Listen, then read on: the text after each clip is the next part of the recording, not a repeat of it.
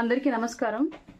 నిన్న నేను ఒక యూట్యూబ్ ఛానల్ లైవ్లో మాట్లాడుతూ పలానా వాళ్ళకి టికెట్లు రాలేదేంటి అని నన్ను అవతల యాంకర్ అడిగినప్పుడు, విడివాడ అన్నయ్య గారి పేరు కూడా తీసుకొచ్చి అడిగినప్పుడు నేను జనరలైజ్డ్గా అవతల వైసీపీ పార్టీ అభ్యర్థి యొక్క సామర్థ్యాలు, ఆర్థిక సామర్థ్యాలను బేస్ చేసుకుని మేబీ ఈయనకి ఒకవేళ వచ్చి ఉండకపోవచ్చేమో, అక్కడ టీడీపీ అభ్యర్థి ఏమన్నా వైసీపీ అభ్యర్థిని ఢీకొట్టే స్థాయిలో ఉన్నాడేమో అని చెప్పేసి ఒక మాట అనడం జరిగింది.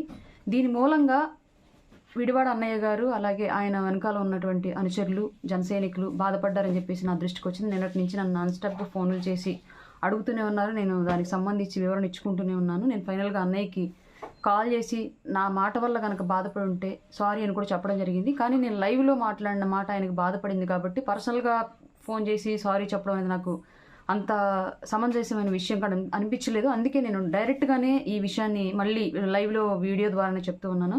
విడివాడ అన్నయ్య గారు, నా వల్ల కనుక మీరు బాధపడి ఉంటే, నేను మాట్లాడిన మాట వల్ల మీ మనసు చిన్నబుచ్చుకొని ఉంటే నన్ను దయచేసి క్షమించండి. నేను మీ చెల్లినే అప్పటికి. నేను ఎప్పుడు పార్టీలో ఎవరిని కించపరిచేలాగా మాట్లాడిన అందరికీ సపోర్ట్గా ఉంటాను, మీకు తెలుసు. ఓపెన్గా ఒక విషయం అడిగినప్పుడు దాన్ని ఎలాగా చెప్పాలి అన్న కాన్సెప్ట్లో నేను దాన్ని అలా చెప్పడం జరిగింది. ఏది ఏమైనా మీకు బాధ కలిగి ఉంటే మాత్రం డెఫినెట్గా క్షమించండి నన్ను. మీ చెల్లిగా ఎప్పుడు మిమ్మల్ని ఓపెన్గా క్షమాపణ అడగడానికి నేను ఏమాత్రం చిన్నబుచ్చుకోను. నా వల్ల మీకు జరిగిన చిన్నపాటి మానసిక బాధకి నన్ను క్షమించమని అడుగుతున్నాను. మీ చెల్లెలను అనుకో నన్ను ఈ విషయంలో క్షమించండి. అలాగే క్యాడర్కి కూడా నేను రిక్వెస్ట్ చేస్తున్నాను.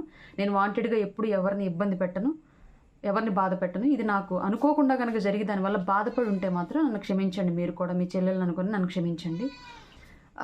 ఆ పరిస్థితి ఎందుకు అధ్యక్షుల వారికి క్రియేట్ అయిందని కూడా నాకు తెలియదు.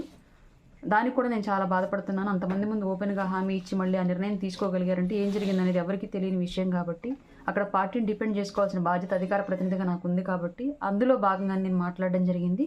ఈ విషయం అందరికీ తెలియాలి. ఆయన నా వల్ల బాధపడ్డందుకు మళ్ళీ నేనే ఆయన్ని క్షమాపణ అందరి ముందు అడుగుతున్నానని చెప్పేసి తెలియజేసుకుంటున్నాను. అన్నయ్య, మళ్ళీ ఇంకొకసారి అడుగుతున్నాను, విడివాడ రామచంద్రరావు అన్నయ్య, దయచేసి నా వల్ల మీరు బాధపడి ఉంటే క్షమించండి.